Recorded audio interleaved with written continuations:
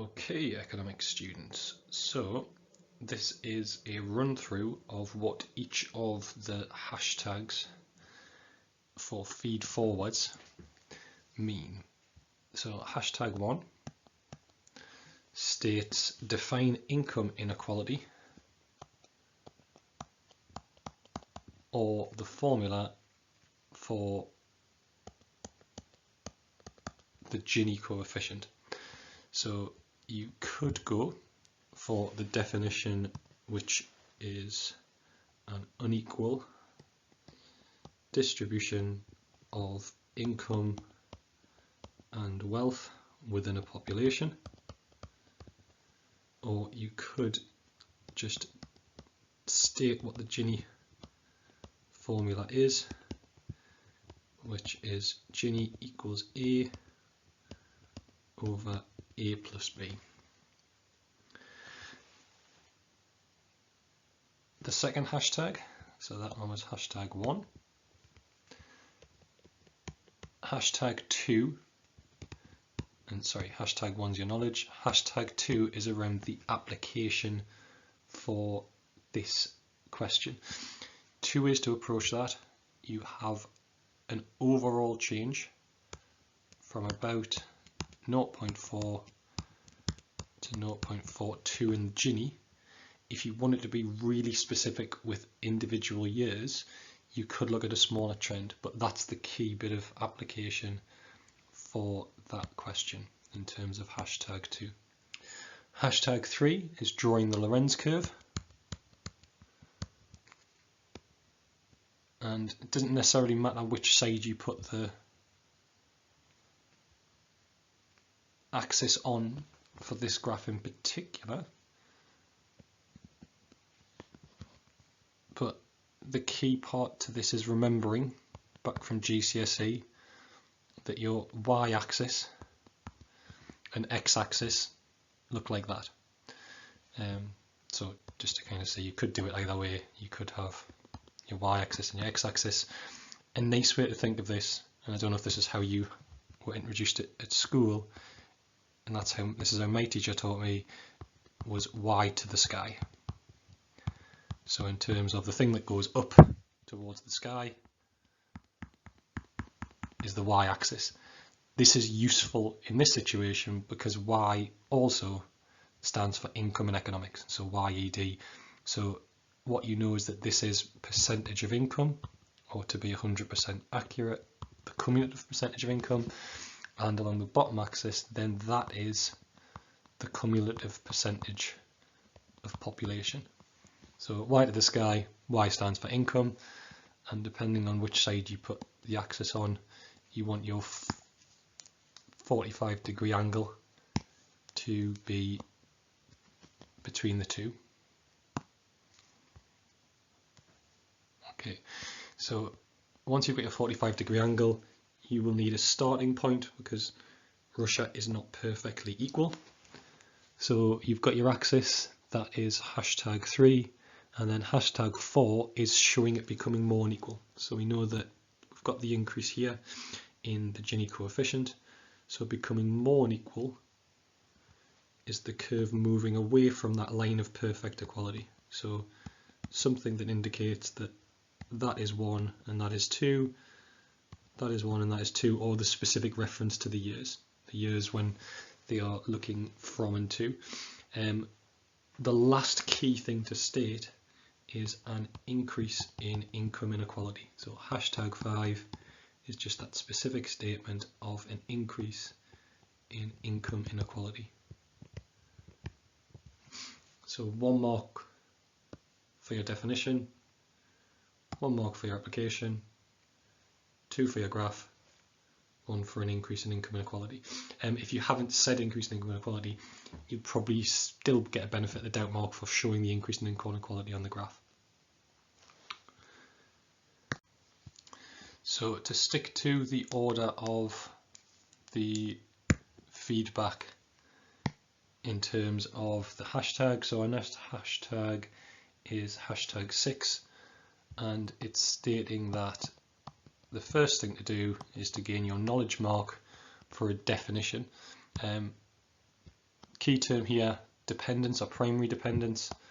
So looking at that in terms of a percentage of GDP or a significant percentage of exports for an economy such as Russia. Our next hashtag is our application hashtag within this, which is hashtag 7, and it says give figures from the case study which give examples of volatility or falling prices or rising prices. So within the points you have, if you're looking for the positive point, your application will be where the oil prices are rising and give specific years and specific figures for that. So between this year and this year, oil price rose from X to Y. And when you're doing the negative point, you can either look at volatility, so the peak and the trough, so the highest price was, but the lowest price was, which shows kind of the movement or the number of times it goes up or down. If you're doing the negative in terms of falling prices, again, just the specific year and what the specific change in price was. Hashtag 8 looks at applying the positives through examples of unemployment, foreign currency reserves or economic growth. So this is again another opportunity to apply. So if you are going to use one of those, get the figures from the case study in terms of the amount of foreign currency or the amount the economy's grown, and what you're looking for in terms of the benefit is export-led growth. This links into hashtag 9. So hashtag 9 is the analysis part of that positive, the EO3, depending on whether you've done this part first or you do the negatives first. If you do the negatives first, the positive is the evaluation. If you do the positive first, the negative is the evaluation. So if you go down the positive route, you need to explain why an increase in the price of oil leads to an increase in the value of exports, ceteris paribus. That creates your trade surplus, and there's a little bit of information in the case study about what that is, and then linking that trade surplus to an increase in aggregate demand and potentially using a graph to show that benefit. So the benefit of economic growth or rising incomes or lower unemployment or rising employment. In terms of the negatives, so this is hashtag 10, then you can talk about how the deteriorating terms of trade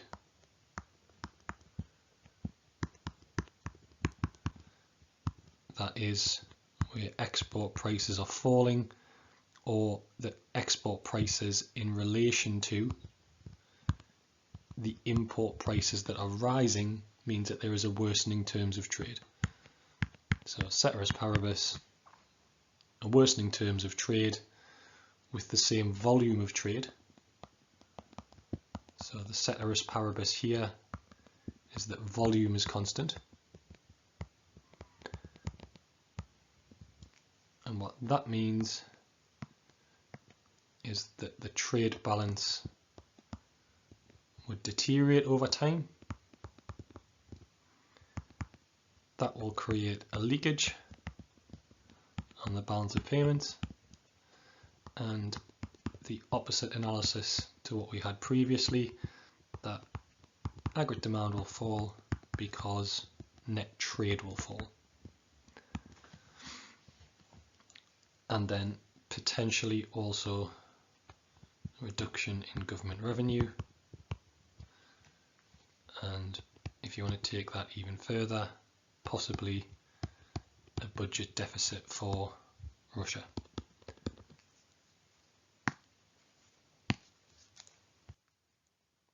And hashtag 11 would just be referring to that as the Prebisch-Singer hypothesis. So you're pretty much explaining the Prebisch-Singer hypothesis there, the key part being that you've added in the deteriorating of terms in trade, not just a worsening trade balance, and that part linked with the negative is the thing that takes it to the A star grade. So hashtag 10, hashtag 11.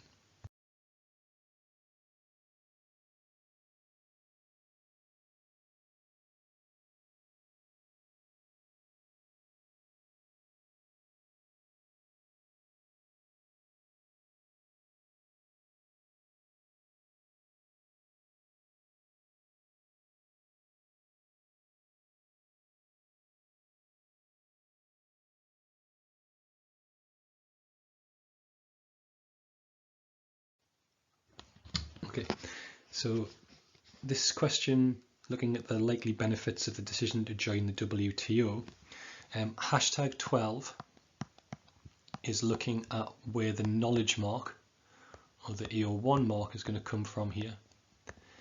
Now, the WTO isn't a key term in itself that would be asked to get defined. There are functions of the WTO, so it's more likely that it is an AO2 topic in terms of what the role is of the WTO, or using it in other analysis.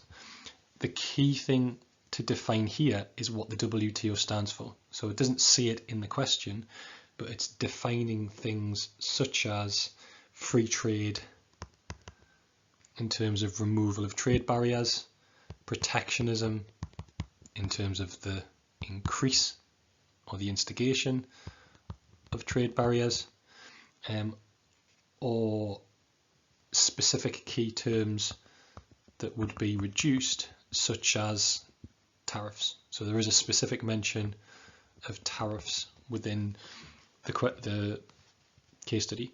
It doesn't necessarily mean that you define it as the start to the question, but something along the lines of tariffs, which are taxes on imports, would need to be reduced for Russia to join or become a full member of the WTO.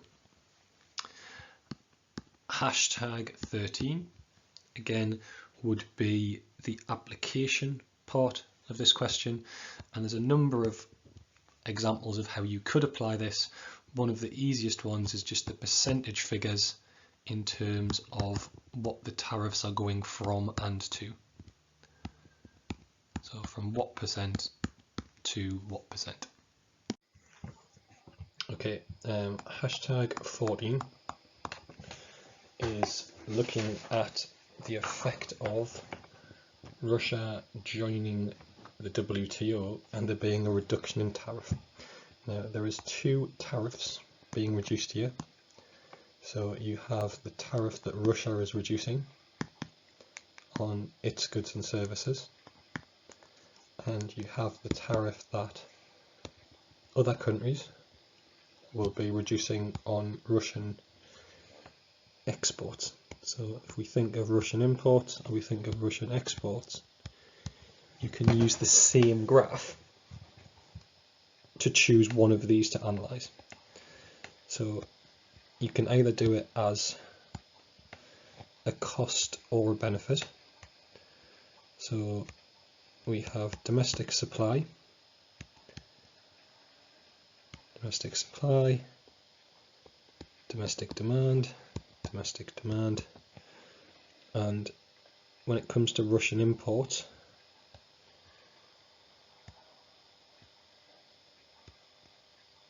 you have the world supply plus the tariff,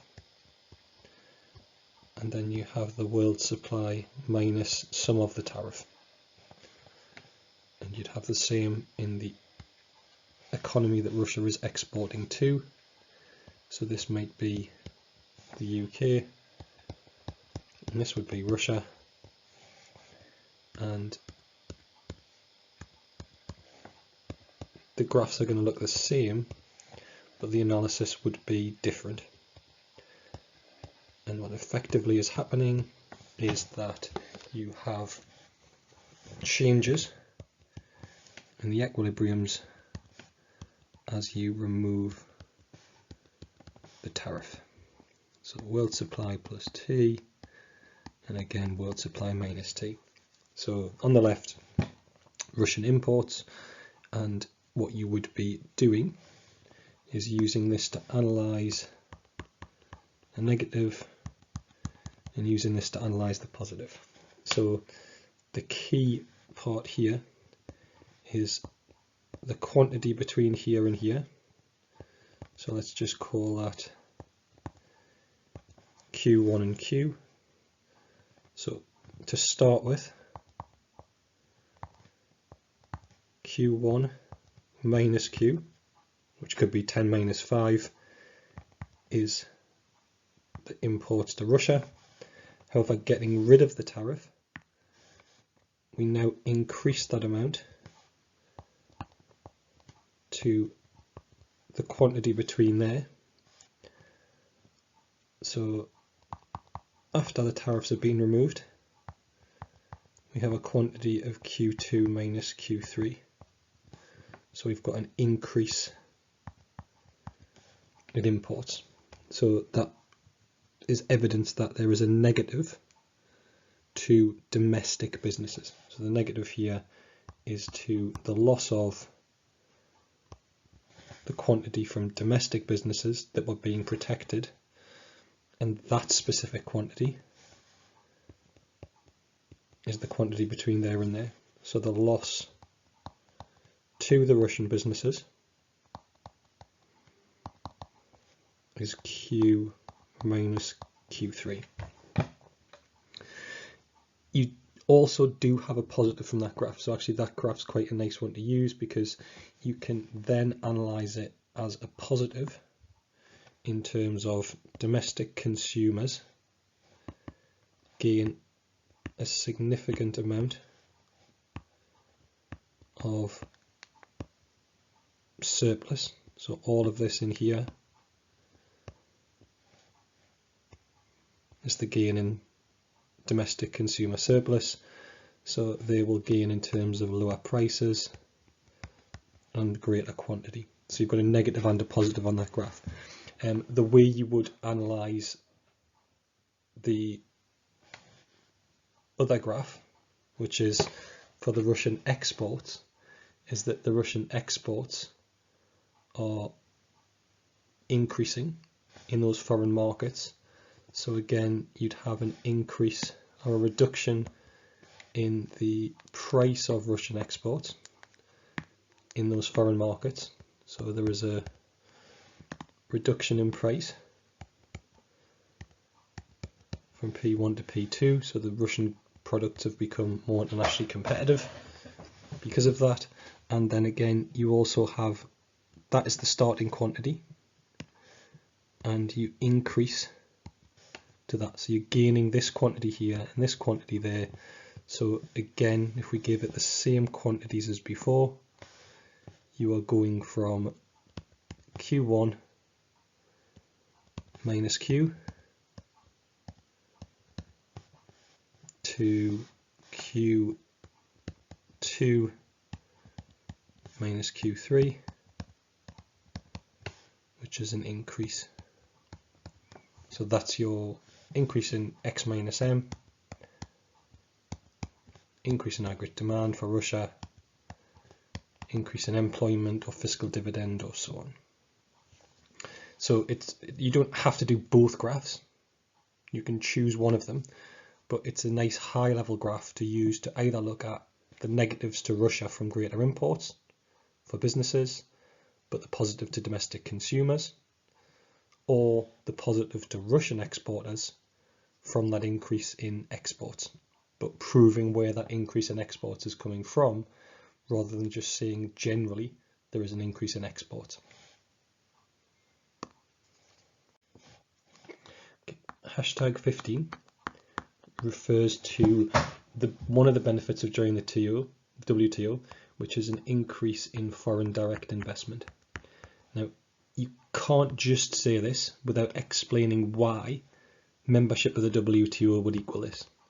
So one part of it is that they know that the reduction in tariffs will allow them to export more from Russia.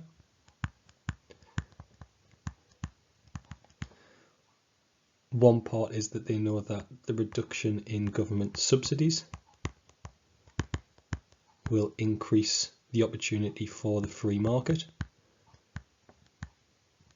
So there is more profit to be made from competing against the companies that were gaining the subsidies. But to look at the impact of that as a benefit, and this would be potentially instead of the tariff graph, would just be an increase in FDI, and that would increase long-run aggregate supply, and that increase in long-run aggregate supply would cause long-term economic growth. It would cause an increase in employment, but also a reduction in the rate of the price level, which could be a disinflationary benefit to bring the price level more stable. In terms of hashtag 16, this one is looking at evaluating the cost of greater imports and the loss of domestic infant industry jobs. So linking that into a bit more of an applied example of talking about auto manufacturing. So that was something mentioned in the case study, but it's specifically talking about that in terms of an infant industry. Okay, hashtag 17 is linked into that in terms of a judgment around what is more beneficial for the Russian economy. So what joining the WTO may do is increase trade in oil, as you can export more of that good or other primary goods at the expense of the loss of a more valuable sector in terms of secondary. And the judgment here is that you are going to prevent further industrialization of Russia, and that will hold back economic development. So it's a judgment around that the costs outweigh the benefits long term for Russia. Hashtag 18 is another judgment, and this judgment is a different judgment, so you choose between the two of them, is looking at what is mentioned in the case study around the extent of the benefits in relation to when you join. So effectively what you are doing is when you join the WTO, you are becoming a more globalized economy. You're opening yourself up to free trade. And what the case study is implying is that when China did that, the global economy was growing. And because of that, China's benefits were large. People were demanding their goods. What it is saying is at this moment in time that the global economy is weak. And the developed world, Europe, America, Japan, and so on, their economies have stagnated.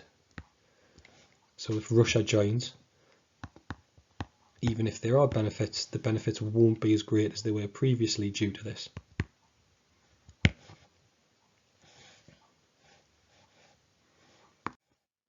Okay, the final hashtags are around this last question. So with a reference to the information provided and your own knowledge, evaluate the likely macroeconomic influences, and that could also just be written as causes or factors affecting the UK's international competitiveness. Hashtag 20 is the knowledge hashtag, which will need a definition or an application of the key terms. So the definition of international competitiveness is around the extent to which the UK's exports are low in price and high in quality. Or the other way of saying that is that the relative price and quality of domestic goods in international markets. So price and quality need to always be came back to as the link in your peel paragraphs. So the point, what's the cause of international competitiveness? Some kind of application, so application to a market, your evidence. The analysis is going to be your explain. And the link is a link back to something in terms of price or quality. One of the key parts to this are the measures of international competitiveness. So in terms of accuracy, and just linked into the key terms, relative export prices is one measure, unit labour costs is another measure, relative quality is another measure, and these are the, an output per worker or output per hour, so measures of productivity. So if you link it back to a measure, so a point, a cause, evidence, something that applies it, analysis of how it improves that price and quality, but linked back to a specific measure, that's going to be the structure of this question. And when evaluating, look at the reasons why that might not come to pass or why that might not be a significant thing. So #1, definition, but throughout using those key terms is going to give you knowledge in context.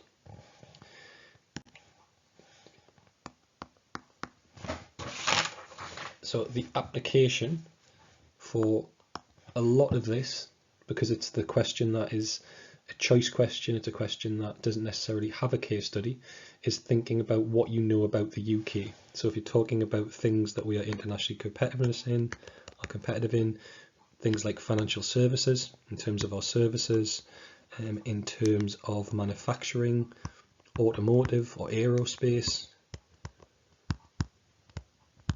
pharmaceuticals. So that's some of the application.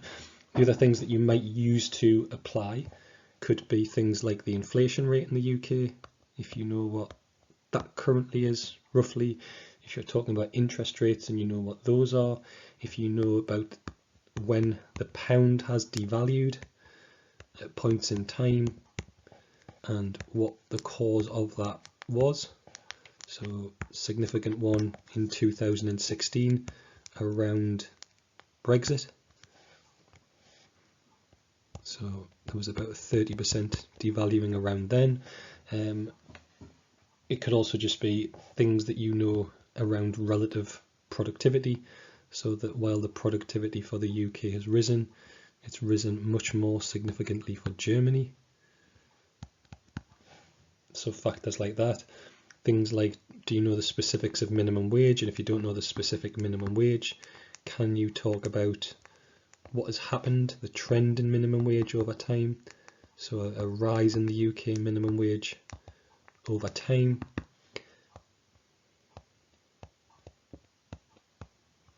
So those are all different ways in which you could apply to this question under #21. In terms of #22,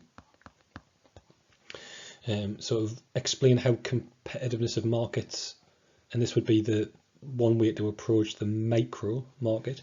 So what you're saying is that if markets are competitive, so if we have more competitive markets, so monopolistic competition, then this increase in the number of firms due to, for example, low barriers to entry means that consumer demand is more elastic. Firms are price takers, and due to this is kind of your logical chain of reasoning, there is an incentive to increase productive efficiency. And that increased productive efficiency reduces average costs and allows lower prices. And what you're effectively saying is that the labour cost per unit or the relative export price will reduce, and become more internationally competitive due to that. The direct evaluation for that, and using the monopolistic competitive graph could show that, but you could also just show a reduction in average cost, but that would be the whole curve coming down. This isn't an economy of scale argument, is arguing that actually monopolies, or domestic monopolies, might be more internationally competitive. And the reason for that is two. One of them could be the dynamic efficiency argument. So an application point here would be that Amazon or Apple or Google used domestic monopoly power to increase dynamic efficiency, reinvest, increase the quality of their products, and this increases the international competitiveness of US products. You could also argue that monopolies gain economies of scale. Again, find some kind of application, maybe Samsung in Korea, and they gain productive efficiency and reduce prices, so export prices there. So an argument for #22 that more competitive firms are more productively efficient and cheaper, or #23 the evaluation of monopolies using profits to get greater quality or gain economies of scale, and that will be a nice microeconomic argument to use.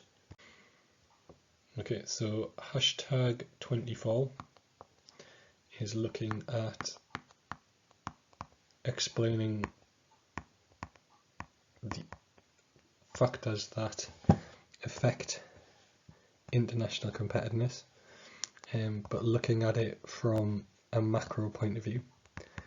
So essentially, you are looking at lots of different examples of supply side policies, but what you are not doing is looking at it from the benefits. So you're not looking at this axis, you're not looking at economic growth or employment or any kind of benefits. You're looking at this as a cause. So if you're doing a supply side policy, an increase in long run aggregate supply, then what you are doing is reducing the price level. So the reason you would show the graph is only to analyze this axis to say that this is going to be disinflationary, and because it's disinflationary, then this will lead to a reduction in export prices relative to other countries because of increases in productivity. And those increases in productivity might come from something like a reduction in corporation tax and an increase in FDI, or they may come from an increase in education and an increase in skills. But both of those also potentially have an impact on quality due to higher skilled workers or from newer physical capital. So you have several different ways to which you can make this an internationally competitive question. This isn't one of your hashtags, so I'm going to call it #24.5, and what it is looking at is that the increase in competitiveness due to a weakening in the currency. So I did mention before that kind of 30% relative fall of the pound in relation to the dollar, and that making exports relatively more cheaper in international markets and increasing in international competitiveness. Now this argument is quite a nice one because it gives itself its own evaluation, which is that the imports become dearer, and due to that you are going to have a reduction in short run aggregate supply as the cost of productions rise.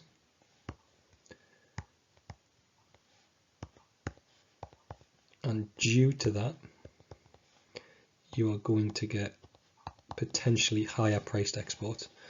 This in itself gives you a judgment as well, because it depends upon the extent to which the exporters' cost of production are made up from imports. So for example, if an exporter has only 20% of their cost of production as imports, they aren't going to be as significant as a business that maybe has 50% of its cost as being imports.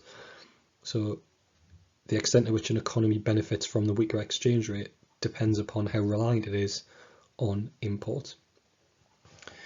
But that's not one of the hashtags you've got, but someone might have made that argument in terms of the currency to how to bring it together. Hashtag 25 was looking at a judgment, and this judgment is if you have done multiple supply side policies in the context of the UK, the key reason for our productivity being low or lower than somewhere like Germany is that in Germany they have done significant investment, so either foreign investment or domestic investment into capital goods. So Germany's capital accumulation over time has been more significant than the UK's, and this is one of the reasons. So you could say that the policies that increase investment would be more significant than further spending on education.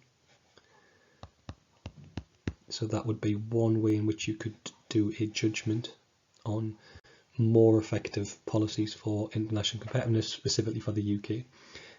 Hashtag 26 is another type of judgment.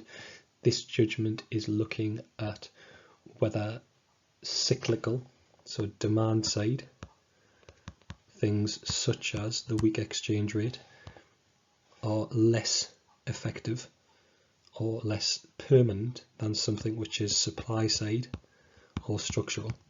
So one way to judge that is that anything which is affecting the exchange rate, so an artificial weakening, whether that's a pegged or a managed devaluation, can be copied, or that it can be self-correcting. So you get that self-correcting balance of payments effect of over time export demand goes up and this strengthens the currency, so it's only temporary, and factors that are affected by just price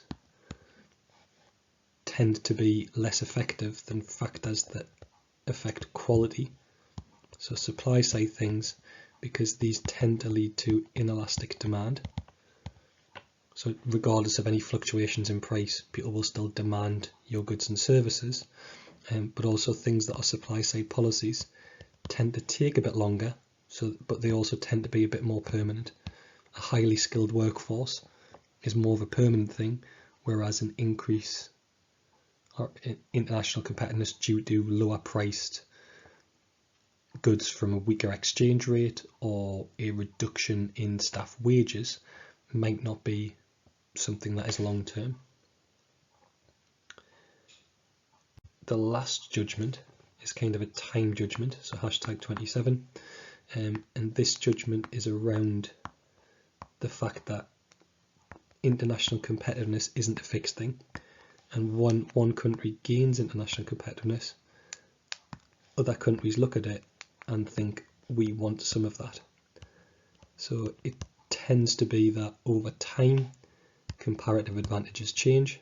So the UK used to have a comparative advantage, and again this is context, in shipbuilding, in train building, and either for reasons of lower costs or a lack of investment, or just a gain in a better comparative advantage, for example financial services, we've switched our international competitiveness. So it can be something structural in the economy, but it tends to be that it gets eroded over time, and all countries are trying to gain their next comparative advantage. So the example here is that China are constantly trying to get people's comparative advantages that they currently have.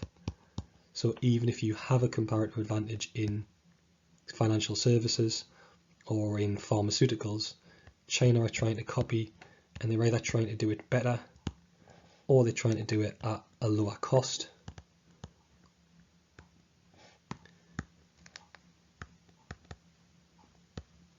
Or, and this is the interesting one, they are trying to leapfrog. And by leapfrog, I mean,